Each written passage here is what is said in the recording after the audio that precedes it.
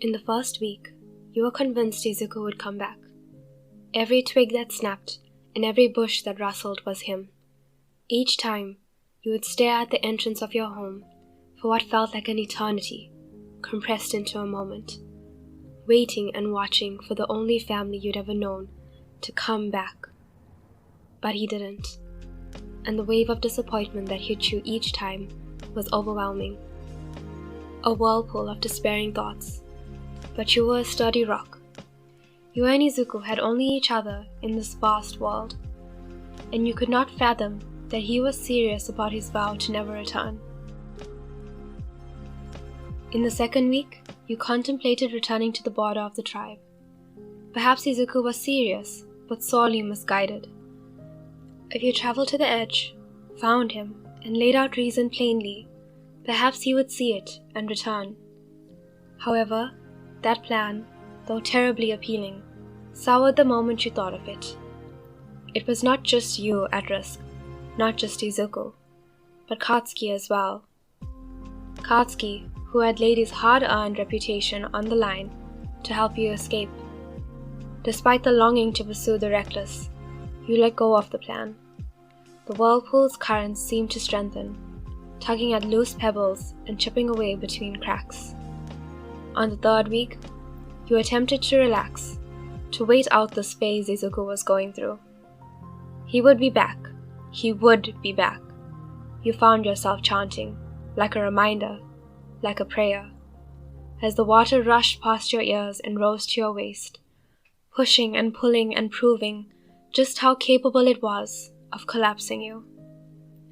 The waiting made you anxious, kept you biting at your nails and glancing at the entrance of our place every few minutes.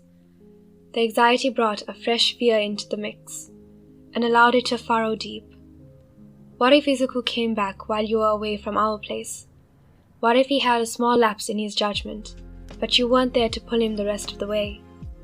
And so, you decided you would just not leave.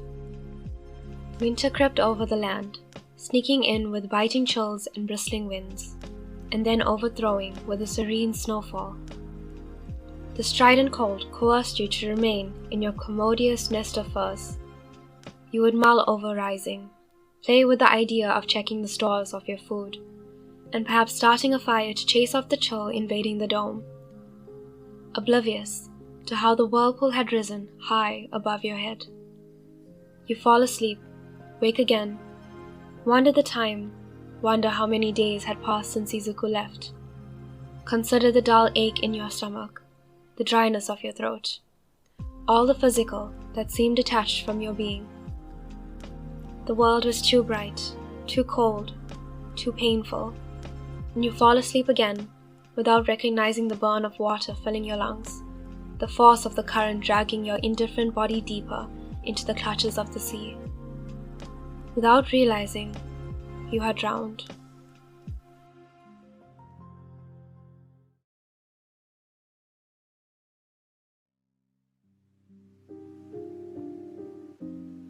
"Puppy," a voice called, soft like a snowflake gliding down to the earth. "Puppy, it's freezing. Why didn't you light a fire?" You wake slowly, your eyelids sticky and stubborn to withdraw. You blink, not needing to focus your eyes to see Izuku kneeling at the edge of your nest. His lips were curved up and his head tilted, fondness and amusement in his stare. The world around you was dark, showing that the sun had not begun its trek across the sky, and yet seeing Izuku was as easy as seeing the moon on a cloudless night, as though he too had borrowed the sunlight as the moon does, allowing him to glow in the confines of our place. You stare, jaw slack. "Izuku," you say eventually, stunned to few words. "You came back." "Came back?" Izuku asked with a quirked eyebrow. "Puppy, why would I ever leave you?" He rose and walked over to his workstation. You hurriedly shift the furs off you as panic surges at the sight of his receding back. Izuku was oblivious to your feelings, muttering as he always does. I was just thinking of a new combination of wolfsbane and thistlebrine, and I had to come try it. Poppy, the fire, it's quite cold. You cannot tear your eyes away from him. And he says, gently, the flint is on the edge of the desk, where it's always been. You glance at the flint, grabbing it hesitantly, and kneel at the brazier that held a large pile of branches that had been collected but never lit. Put the dried leaves first, Izuku mentions as he mutters incoherent things at his workstation. Numbly, you use the flint to send sparks onto a thin branch, watching the little flame spread on the wood. Izu, there's no leaves. It's winter. Oh yes, my bad, Poppy, Izuku says bashfully. You know how scattered my brain is when I'm thinking about my work? You look at him. Watch his hands ghost over his carefully labeled collection of jars on the shelves, never touching. It's a while before he turns to you, a small furrow of concern at his brows. Is something wrong? Is something wrong? You repeat? Your voice small and incredulous, before you're screaming. Is something wrong? You left! You left me! How dare you ask me what's wrong? Everything is wrong, because you're not here. How could you? You storm forward, your hands rise to shove Izuku, to demand, to beg, but you push through air. You retract in shock, searching the place Izuku had just been, frantically, only to find the pain that you had been trying to starve off. It had only evolved. Wave after wave of torment crashed onto your fragile form, and you crumple to the icy ground under its enormous weight. You're crying, wailing, loud and raw for every living thing to hear outside, but you could not hear it over your own agony. Time evades you yet again, as you feel the true pain of drowning.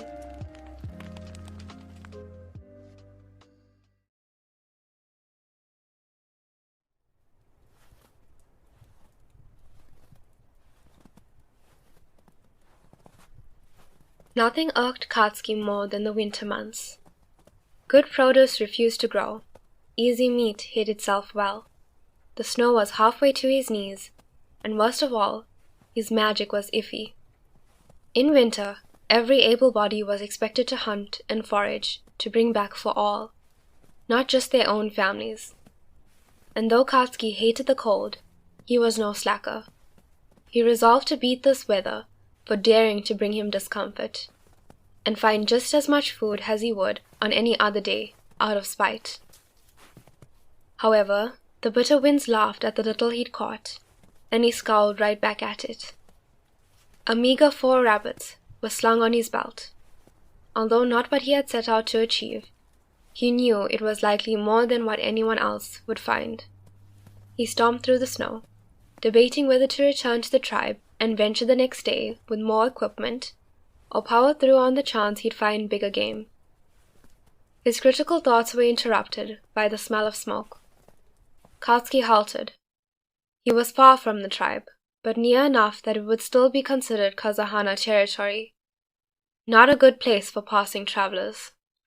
He scanned his surroundings, and when he found nothing, he rubbed his hands together to stimulate his magic.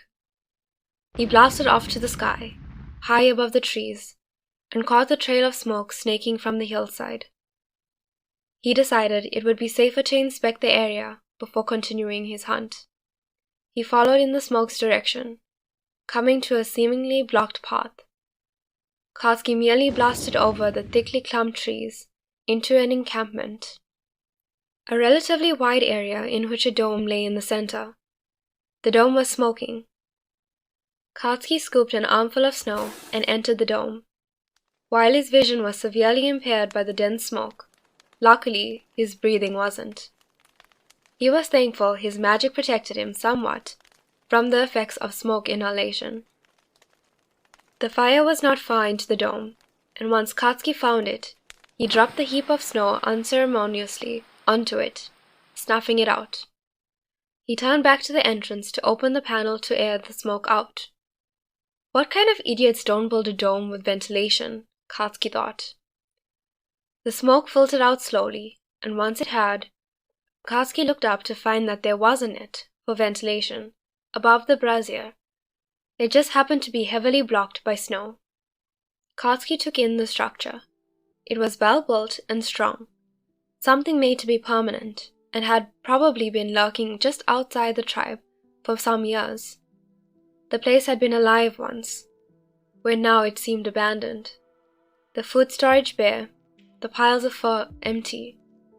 Katsuki eyed his surroundings, a thought playing in his mind. It solidified when he turned to the workstation. Katsuki recognized Izuku's thin and nearly illegible handwriting. Your new home, he realized. This was the little space you and Izuku had built for yourselves, to hide from the rest of the world. Katsuki felt an uncomfortable pain in his heart, from not being a part of this, from finding it now when it was abandoned. Here he was, viewing it as an outsider in the near darkness, when it must have once been glowing with happiness and laughter, perhaps even with comfort. Katsuki wondered when you'd left. He knew that when Izuku came back to the tribe that evening, that he had also told you to leave. Could tell by the slump of his shoulders and the red in his eyes. He wandered around the tribe like a dead man walking, after that day, and held no other expression on his face other than the set sadness. It stabbed at Katsuki's chest, and even made him question whether he made the right choice. It would seem he did. You'd left, perhaps even intentionally allowing the fire to run rapid and burn this place down. Katsuki stood, taking in what he could have been a part of, in the dreary winter light that cast thick, haunting shadows. Then something caught his eye, and he stilled. Hair. Human hair peeked out from under the pile of fur. Katsuki grabbed the top layer and yanked it back, revealing you, curled up and unmoving.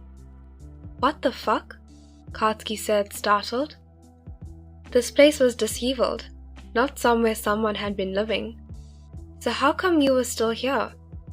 Oi, dumbass! Katsuki shouted, annoyed by how stubborn you were. He told Izuku to make you leave, believing you'd listen to him, at the very least, and still you stayed. Wake the fuck up! You were still, as still as a wooden carving his dad made. Katsuki tensed. You were so still, it was as though you weren't breathing. Katsuki dropped to the edge of the nest and gripped your shoulder to jerk you back, only to jerk his own hand away, as though you were poisonous to the touch. He'd felt bone just under a thin layer of skin. Katsuki scanned your exposed frame and noted uneasily how much weight you'd lost since he'd last seen you. He reached for you again, hating how fragile you were under his hand, and he shook your shoulders. His heart thumped rapidly when your peaceful face remained slack. Oi! Katsuki yelled. He blanched at how cold your skin was, at what it implied. But it was winter. It made sense for your skin to be cold. It didn't have to mean anything. And yet, as he tried to convince himself to not believe the signs, he refused to breathe through his nose, afraid that he'd smell decay in his next breath. The smoke! Katsuki placed his fingers over your mouth and nose to check if you were breathing. He felt only the slightest puff of air, and reacted on the little healer knowledge he knew. He pushed you onto your back, straddling your torso.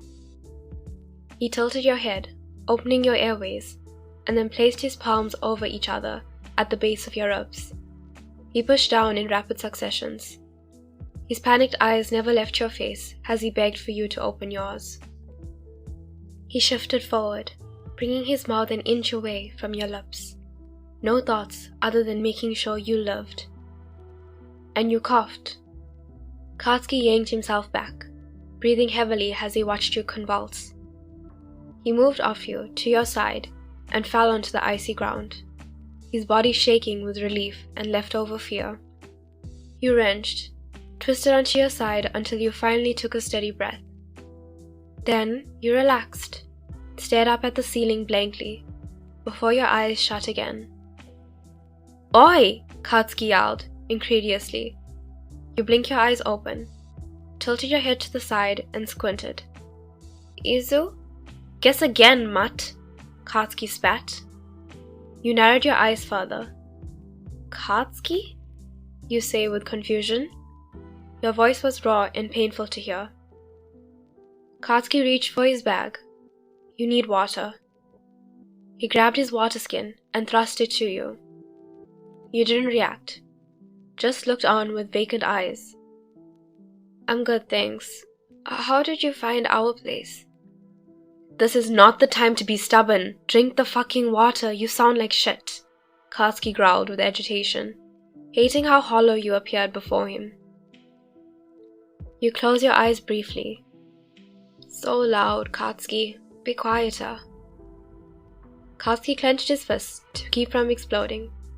"You nearly burned the place down. That's how I found it. Can you drink now?" Your eyes flick past him to the charred area where the fire had been. "Thanks for that. You can leave now."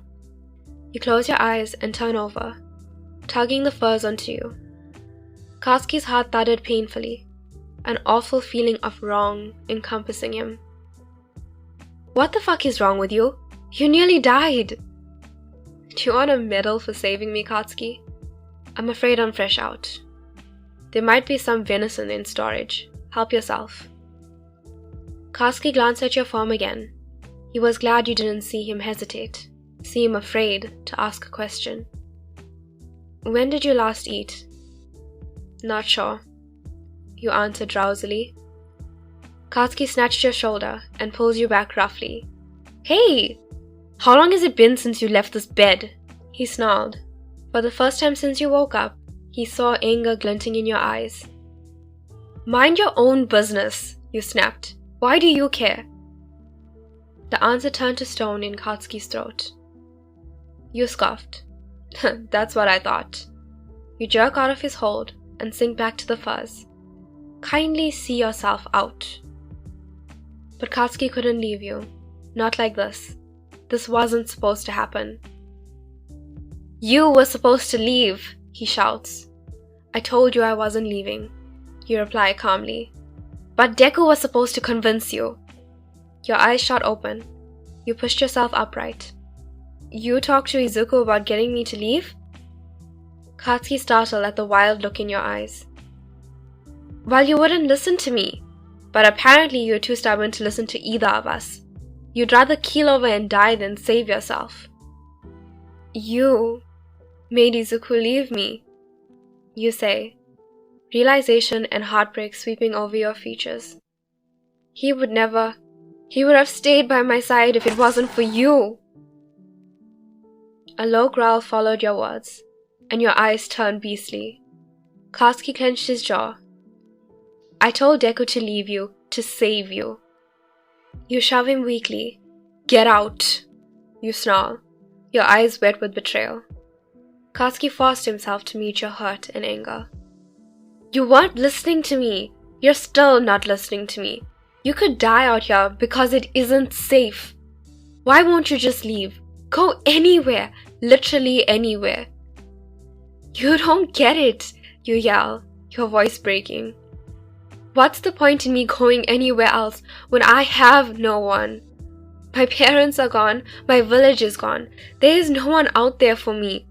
Here I had Izuku," you choked.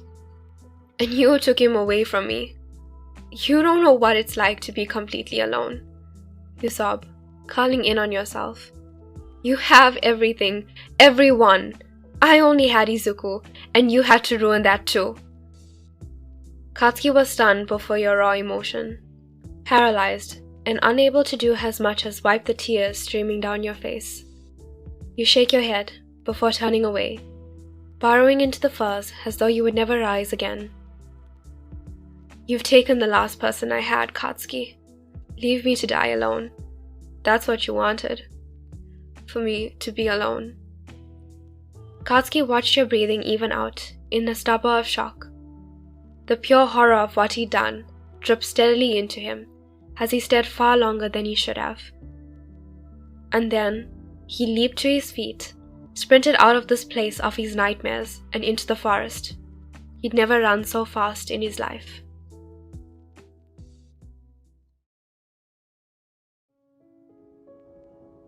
Izuku trudged through the tribe like a ghost among spirits.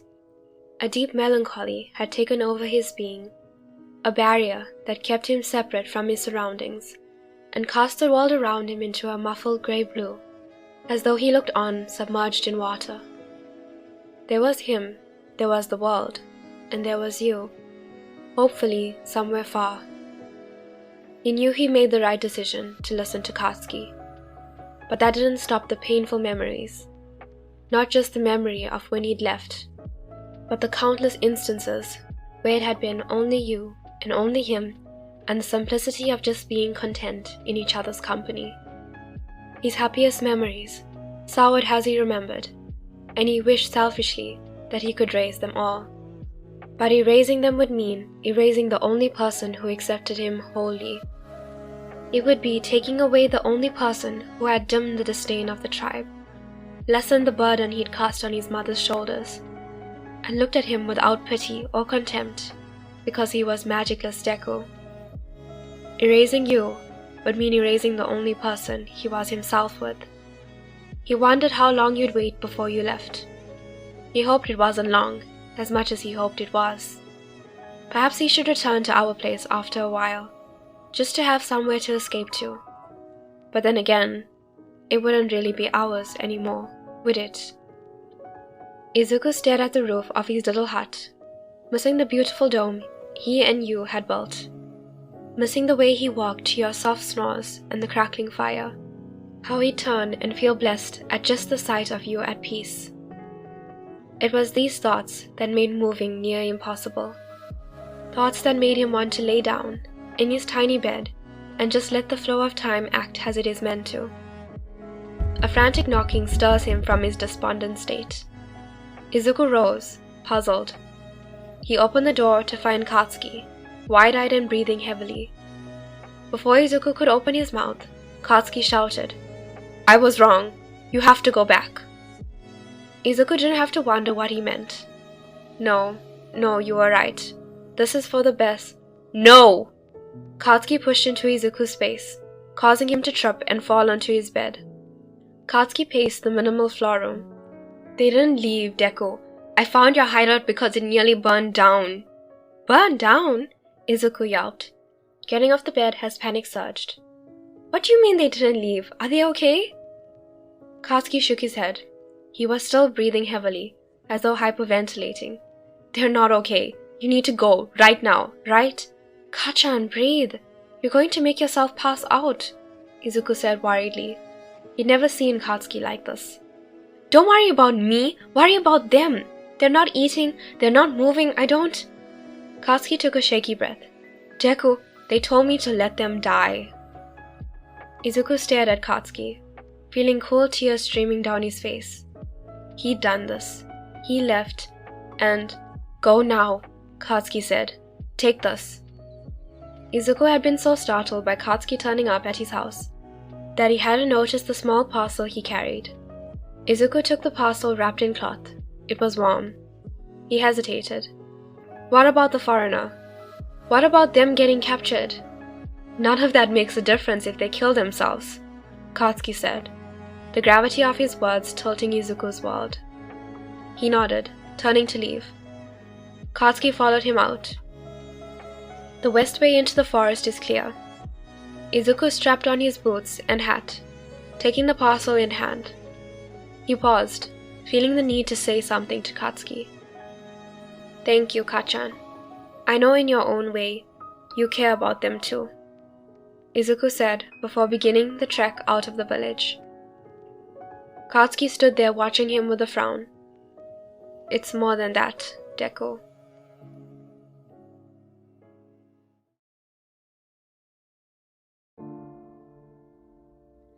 Izuku is sure the journey to our place was the shortest yet, despite the uncomfortable parcel he carried digging into his hip. He hadn't bothered with the evasive route, and instead threw caution to the wind to ensure he'd get to you as quickly as possible. The image of Katsuki, hysterical from seeing you, conjured horrific scenes in Izuku's mind. He jumped over the entrance, being careful to balance the parcel. Our place was dark, where normally you would have already lit the fire. It made the place look abandoned and haunting. Izuku rushed into the dome, anxious to finally see you. "Poppy?" he called, but received no answer from the shadows. Our place should not be this cold inside. Izuku placed the parcel on his work table before feeling for the flint, until he stepped on it. He picked up the metal tool and lit his work lamp first to cut through the dense, unwelcome darkness within their home. He saw you then, curled up in your nest, and understood just why Katsuki had been so shaken. Even in the little lamplight, he could tell you'd significantly lost weight. He knelt at the nest side, touching your cheek. You were cold, cold like death. Panic engulfed him, and he grabbed onto your shoulders and shook them, too afraid to be gentle. "Poppy? Poppy, please wake up." Izuku choked on his tears.